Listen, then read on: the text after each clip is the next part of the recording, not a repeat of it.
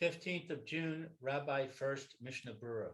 Is Ne'ilah on the days that there is Ne'ilah, Kamo, like on Yom Kippur, Avalo b'mincha, but not at mincha time.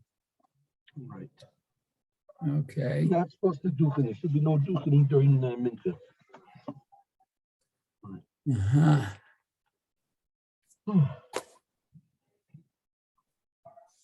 Okay, let's see. We don't do.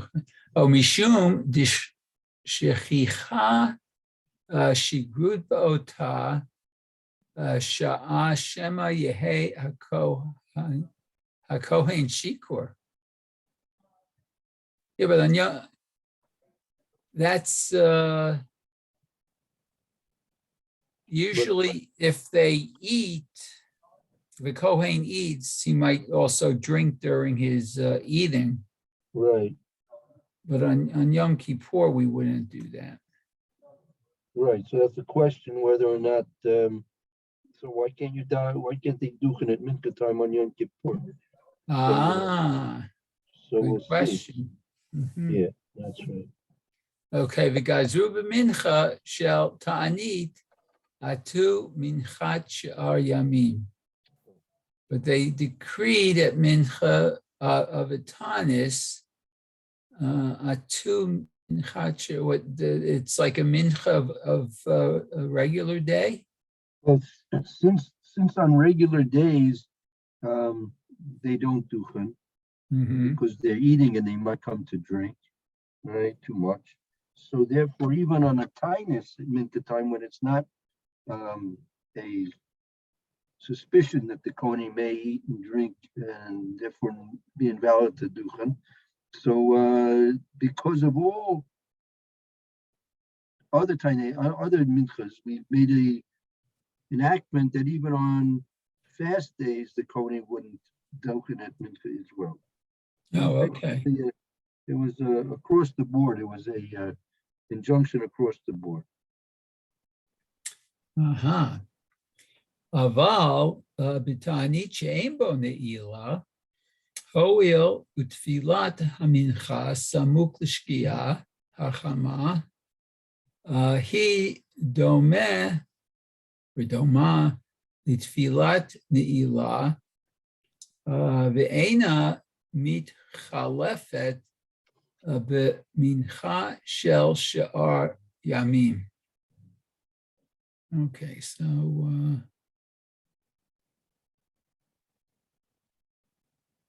so in a tanis where there isn't Ne'ilah, since it's tefillah mincha, it's close to Shkia, Achama of the sun. Hidomed l'tefillah Ne'ilah. It is similar to the tefillah of Ne'ilah. Ve'ena mitchalefet b'mincha shel she'ar yamim. But we don't change. We won't mistakenly switch. Switch at mincha like the of the other days. Right, to say this is like other days. Right. Okay, so it's to keep us in a pattern, I guess. Yeah, well, and also when we made our, again, theoretically,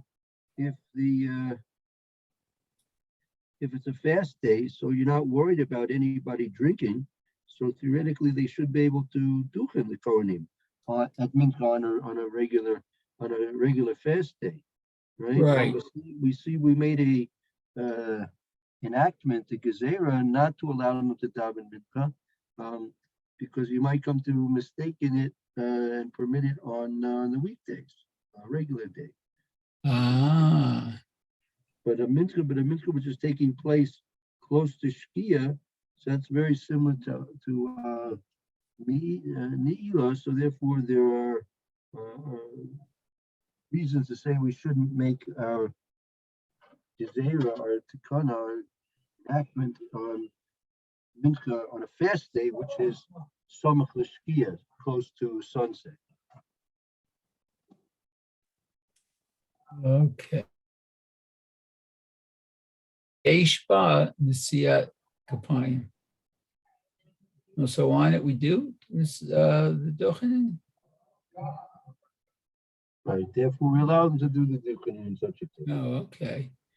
And v'haminhag shelanu kavar nitbaer le'el siman kuf chaf chet. Okay, and for our tradition, we already explained it above in kuf chaf chet. Okay, so now I guess the Mishnah Berura. Yeah, go back to the, let's go to the Mr. Berura, correct? Okay, so it says, Ela b'shacharit musaf uveneila. Okay, but at shacharit musaf and neila. These were the times when you would allow Duchening to take place. Okay. Hainu b'chol yom b'shacharit u'b'shabbat b'yom tov gam b'musaf.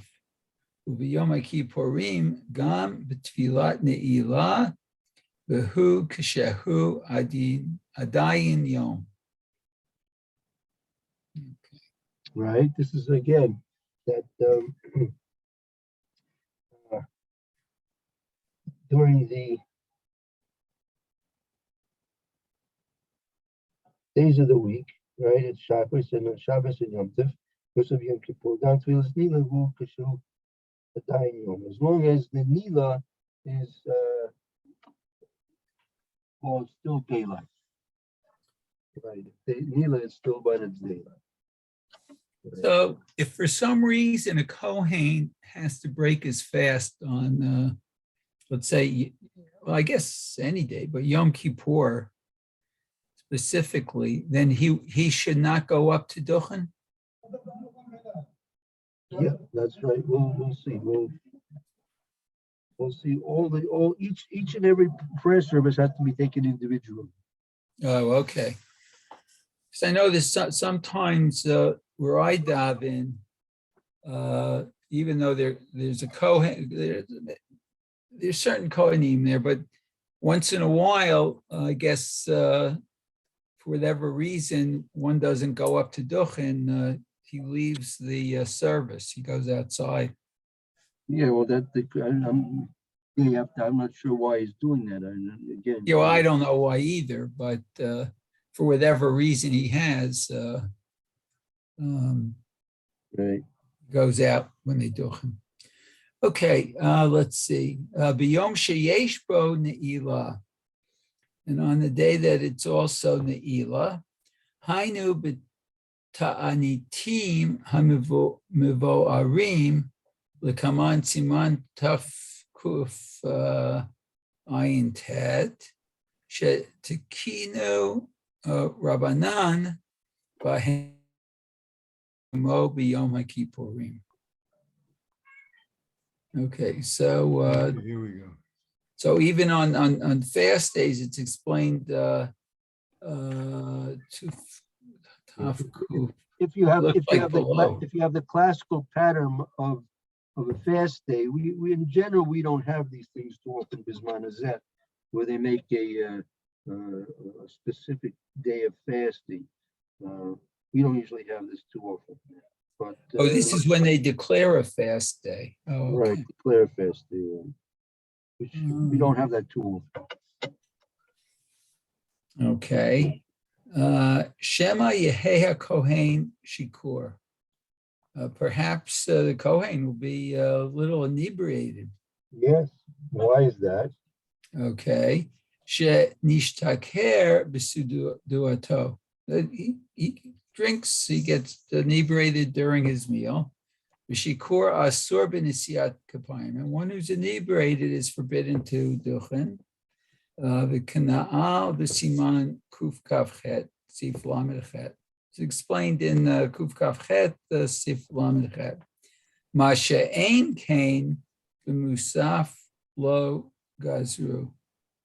But for Musaf, they didn't make a declaration, a decree about this. Huh. That's good. That's good there, Smir. Yeah, I'm a little surprised, but okay. What's surprising?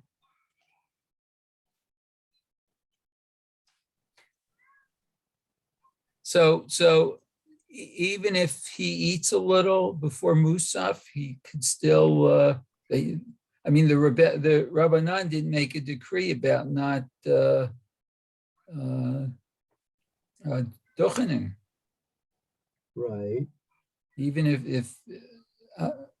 if I'm reading this right, so even if the Kohen eats a little bit or drinks a little bit, there doesn't seem a decree about not going up to Duchen at Musaf But time. was there a food?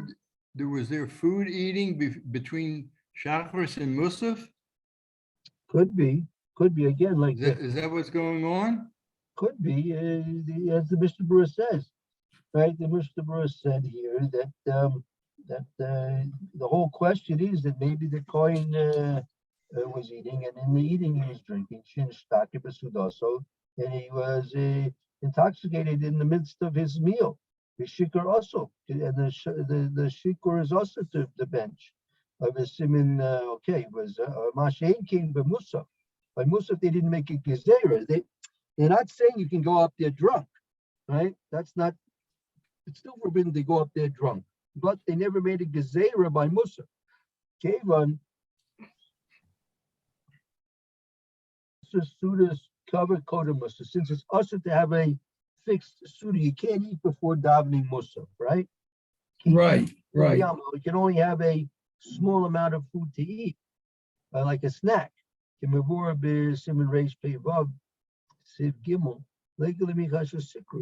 don't have to be worried about drunkenness in a day when there's musaf, because people are not going to be having a suda before musaf, right?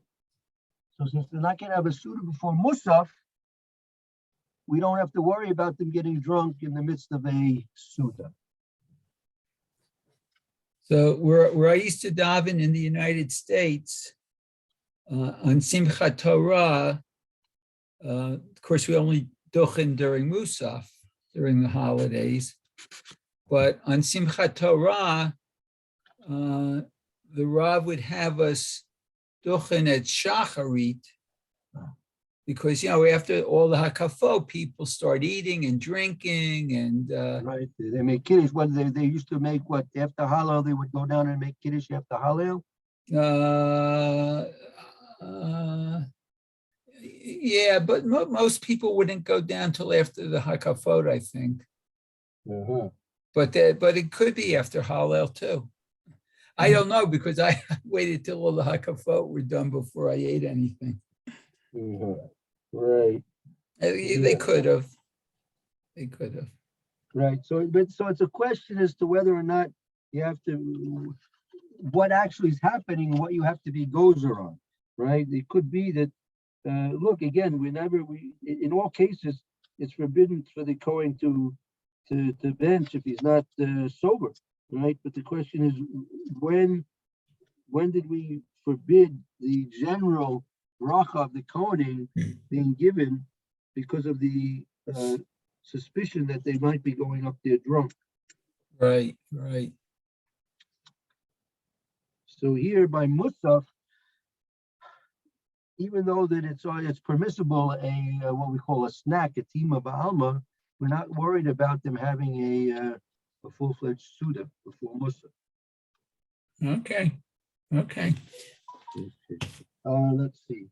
I guess It's almost time, I think. Yeah, let's stop here because it's in the middle of everything here, and we'll continue on tomorrow, Mitzvah Shem. Okay, Yeshikayach. Thank you very much. Thank you, Lou. Thank you, Rabbi. Okay, everyone should be well. Okay, thank you. Thank you. Bye.